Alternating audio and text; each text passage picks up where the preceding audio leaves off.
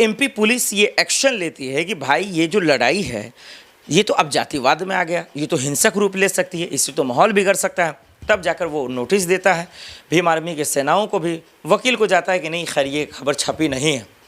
तो अब सवाल ये है कि आखिर इसका रास्ता क्या है, कैसे लगेगी मूर्ति? क्या मोदी जी जाकर लगाएंगे, क्या राहुल गांधी जी, अमित शाह जी, या फिर कैसे, क्या पार्लियामेंट में इसका फैसला होगा? क्योंकि जो लड़ाई की शुरुआत हुई थी दर्शकों, अगर आप देख पाएँ तो नेताओं के बयान जो अम्बेडकर जी को रहा, उनका अपमान रहा, कहीं कहीं अम्बेडकर जी की मूर्ति को तोड़ देना, कहीं संविधान की कॉपी को जला देना, कहीं संविधान को लेकर गाली देना, कहीं संविधान को बदलने की बात करना। और इतना ही नहीं, हद तो तब हो गई जब पार्लियामेंट सदन के अंदर जब ये कहा गया कि भाई ये विपक्ष वाले अम्बेडकर का नाम इतना जपते हैं, अगर भगवान का नाम जपते तो स्वर्ग में चले जाते। तो ये सवाल होने लगा, फिर इस पर विवाद हुआ, कहा कि ये अम्बेडकर जी का अपमान है, इस पर अमित शाह जी को घेरा गया, सवाल उठे, लेकिन कुछ नहीं हुआ, कोई इस्तीफ़ा नहीं हुई, कोई कुर्सी की बात छोड़ने की बात नहीं हुई। खड़गे जी ने इस्तीफ़ा देने की बात कही, तो फिर अमित शाह जी ने काउंटर भी कहा कि भाई ये सपना देखना आप छोड़ दें। बहरहाल आगे बढ़ते हैं। तो दर्शकों, मेरा मानना ये है कि देखिए, जो लोग अम्बेडकर जी की मूर्ति का विरोध कर रहे हैं, ये मामला दिल्ली तक आया, प्रोटेस्ट भी हुआ, दलित इसके समर्थन में जुटे भी, लेकिन अब तक कोई फैसला नहीं आ रहा। तो मामला अटकने का मतलब ये है कि क्या अम्बेडकर विरोधी को इतनी ताकत आ जाएगी? क्या एमपी सरकार को कोई शर्म हया नहीं है? क्या एमपी पुलिस की कोई जिम्मेदारी नहीं बन रही है? जो संविधान की कसम खाते हैं, क्या उनकी कोई जिम्मेदारी नहीं है? जो वकील इसका विरोध कर रहे हैं, जो बार एसोसिएशन इसका विरोध कर रहा है कि भाई मूर्ति नहीं लगने देंगे, ये धर्मशाला नहीं है, क्या उस पर आप कानूनी कार्रवाई नहीं कर सकते? क्या इस देश में, भारत में, हिंदुस्तान में, क्या इंडिया में कोई ऐसा माई का लाल पैदा हो जाएगा जो संविधान का विरोध करेगा? क्या वो जो है दरअसल अम्बेडकर जी का विरोध करेगा? ये तो अन्याय है, ये तो संविधान का खिलाफ है, ये तो संविधान पे हमला है, ये तो लोकतंत्र पे हमला है, ये दलितों पे हमला है। ये बात चंद्रशेखर आज़ाद भी कह चुके हैं। तो तमाम बयानों को देखते हुए, दोनों गुट के वकीलों को देखते हुए ये समझ में आ गया कि सब अपनी ईगो की लड़ाई लड़ रहे हैं, सब अपने आप को मनगढ़ंत कहानियाँ बोलकर दरअसल अम्बेडकर जी को छोटा दिखाने की कोशिश कर रहे हैं। आप जो दर्शक इस वीडियो को देख रहे हैं, मैं आपको बताना चाहता हूँ, इन लोगों के बहकावे में ना आए। संविधान के बदौलत हमारा आप जिंदे हैं। अगर संविधान नहीं होता तो कई लोग हैं जो हमारे जान के प्यासे हैं, जो हमारे खून के प्यासे हैं, जो हमें आज बलि का बकरा चढ़ा चुके होते। संविधान है तो हम हैं, लोकतंत्र है तो हम हैं। उन्हीं की वजह से आज गरीब, मसलूम, तमाम जो छोटे तबके के लोग हैं जो आज खुली आज़ादी में जी रहे हैं, नहीं तो ये लोग नहीं जीने देते। ये लोग जो संविधान विरोधी है, जो लोकतंत्र विरोधी है, ये मनमाना कर हम सबको जो है पीस देते इस बीच में। इसीलिए ये जानना और समझना बहुत ज़रूरी है। दर्शकों, इस वीडियो में बातचीत करेंगे कि मामला क्या चल रहा है। इस वीडियो में बात करेंगे कि आखिर क्या है पूरा मामला। आइए आपको समझाते हैं बारीक से। इस पर एमपी पुलिस को एक्शन लेना चाहिए, सीएम मोहन यादव को एक्शन लेना चाहिए, आप फ़ौरन मूर्ति लगाना चाहिए। आपके राज्य में है, आपके स्टेट में है, आपके ज़िले में है, ये आपकी जिम्मेदारी ज़्यादा बनती है, सबकी जिम्मेदारी बनती है। इसलिए सोशल मीडिया पे आएँ और आवाज़ उठाएं, गैर जिम्मेदाराना बयान ना दें। आप जो फैक्ट है, जो फैक्चुअल बात है उसको कहें, और अम्बेडकर जी की मूर्ति लगना चाहिए। इस पर फैसला अटकने का मतलब, इस पर फैसला को निलंबित करने का मतलब यह है कि कहीं ना कहीं संविधान समर्थक, अम्बेडकर समर्थक पे हावी हो रहा है ये देश विरोधी समर्थक। इससे हम सबको जीतना होगा, बचना होगा। आज की मौजूदा हालात में जो सरकार है, जिस तरीके से मजलूमों पे, गरीबों पे, बेरोजगारों पे जो जुल्म ढा रही है, महिलाओं पे जो जुल्म ढा रही है, महंगाई बढ़ाकर और नौकरियां छीनकर, उसी तरीके से इन सरकार से बचने की ज़रूरत है। अम्बेडकर हैं तो हम लोग हैं, अम्बेडकर जी संविधान है तो हम लोग हैं, उनकी मूर्ति लगना बहुत ज़रूरी है। और जब कोर्ट में नहीं लगेगा तो क्या किसी शमशान घाट में लगेगा? ये तो सोचने की ज़रूरत है। तो विरोध करने वाले की मानसिकता हमारा आप समझ सकते हैं, समर्थक करने वाले की भी मानसिकता हमारा आप जानते हैं। इसलिए सही गलत का फैसला करें और आवाज़ उठाएँ, कमेंट कर बताएँ कि वाकई में नए मोड़ पर आ गया है। अम्बेडकर जी की मूर्ति को लगाने को लेकर जो फैसला है वो अंतिम पड़ाव पे आ गया है। अब ये बातें साफ हो गई हैं और ये स्पष्ट हो गया है कि कोर्ट में मूर्ति लगेगी या नहीं लगेगी। क्या देश में अम्बेडकर जी को कमज़ोर करने वाले वो कौन हैं, उनको पकड़ा गया है, उनको निश्चिन्हित कर लिया गया है कि वो गुंडे आखिर कौन हैं जो अम्बेडकर जी का विरोध कर रहे हैं। ग्वालियर कोर्ट में उनका मूर्ति नहीं लगने दे रहे हैं। ये मामला पिछले 2 महीने से चल रहा है। लगातार हम उस पर कवरेज कर आप दर्शकों को बता रहे हैं कि इनका दुश्मन कौन है और सिर्फ अंबेडकर जी का दुश्मन नहीं है, अंबेडकर जी का दुश्मन, उनका विरोध का मतलब दलितों का दुश्मन, गरीबों का दुश्मन, मजलूमों का दुश्मन, SC ST तमाम लोगों का दुश्मन। वो लोग जो गरीब तबके के लोग हैं, जो दलित हैं, उन तमाम लोगों के ये दुश्मन हैं। इसी वजह से ग्वालियर हाई कोर्ट में अंबेडकर जी की मूर्ति नहीं लगने देना चाह रहे हैं। ये विवाद है क्या? ये मामला है क्या? इसका विरोध होने का जड़ क्या है? आखिर कैसे लोग हैं जो इनका विरोध कर रहे हैं? जो समर्थन में है वो क्या कह रहे हैं, जो वकील हैं, और जो विरोध में है वो वकील क्या कह रहे हैं?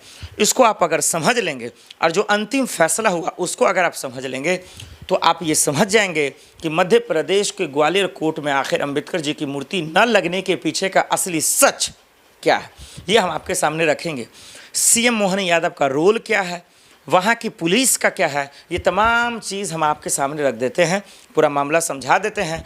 आप जो दर्शक शुरू से एंड तक देखिए, कई लोग बीच में वीडियो देखकर कमेंट कर देते हैं, आप लोग शुरू से एंड तक देखेंगे तभी समझेंगे मामला क्या था, तब आप लोग जो कमेंट करेंगे शायद जो करते हैं उससे बेहतर कर पाएंगे। इसलिए पूरी वीडियो को ज़रूर देखिए। मामला ये है कि दरअसल जो अंबेडकर के समर्थक हैं, जो संविधान के समर्थक हैं, जो लोकतंत्र के समर्थक हैं, कई वकीलों के गुट ने अंबेडकर जी के मूर्ति को लगाने को लेकर ग्वालियर हाई कोर्ट पहुंच गए। लेकिन वहीं एक और गुट जो वकीलों का था वो अंबेडकर जी का विरोध करने लगा और मूर्ति नहीं लगने दिया गया। पहला मामला यहाँ आया। थोड़ा सा आगे बढ़िए, ये मामला दलितों तक गया, ये मामला भीम आर्मी के सेनाओं तक गया, चंद्रशेखर, मायावती, तमाम लोग, और अब तो कांग्रेस में समर्थन कर रही है। भाई ऐसा क्यों नहीं लगने देंगे? संविधान विरोधी या अंबेडकर विरोधी कौन हो गया? ऐसा कौन हो सकता है? ये भीम आर्मी के सेना पहुंचते हैं मूर्ति लगाने के लिए, वहाँ पे प्रशासन भी मौजूद रहती है। उसकी मौजूदगी में जो वकील का गुट जो अंबेडकर जी का विरोध कर रहा है, यानी मूर्ति नहीं लगाने दे रहा, उनमें और भीम आर्मी के सेनाओं में झड़प होती है, लड़ाइयाँ शुरू होती है, पिटाइयाँ शुरू होती है, कुटाइयाँ शुरू हो जाती हैं, और पुलिस जो है आँख बंद कर देखती रहती है। ये तमाशा हम सब ने देखा है। इसलिए प्रशासन का टाइट होना, उनका निष्पक्ष होना, उनको अपने बल का इस्तेमाल करना, कब और कैसे, गरीबों पे नहीं, दिखा कर ही नहीं कि भाई बहुत बड़े ताकतवर हैं, सही बल का प्रयोग करना वहीं पे था। लेकिन हम सब देखा, तस्वीरों से समझ में आ गया क्या चल रहा। खैर, किसी तरह से मामला रफा दफा होता है, एक मीटिंग होती है अगली बार, लेकिन उसके बाद सोशल मीडिया पर लड़ाइयाँ शुरू हो जाती है। MP पुलिस की रवैया हम सब ने देखा। उन्होंने उसके बाद जो है तू मैं की लड़ाइयाँ शुरू होती है सोशल मीडिया पे। एक जो अंबेडकर जी के समर्थक हैं और एक जो अंबेडकर जी की मूर्ति के विरोधी हैं। कोई कह रहा था कि भाई इसमें और योगदान होना चाहिए, कोई कह रहा था और योगदान होना चाहिए। MP पुलिस का यहाँ पे रोल आता है। MP पुलिस सब पे एक्शन लेती है, नोटिस भेजती है। ये थोड़ा सा बीच में रुककर हम ये समझा देना चाहते हैं आप लोगों को कि सोशल मीडिया पे क्या हो रहा था।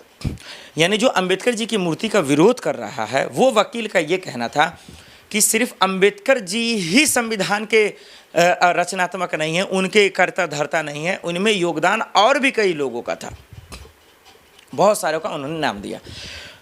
तो भाई बात तो सही है। ये अंबेडकर जी ने कब कहा कि भाई हमने सिर्फ संविधान लिखा है? इसमें तो पूरे हिंदुस्तान का हिस्सा है, सब लोगों का योगदान है। लेकिन आप माने तो अंबेडकर जी को, मसला ये है कि आपके खून में तो अंबेडकर को मानना ही नहीं है, दिखाना कुछ है, करना कुछ है।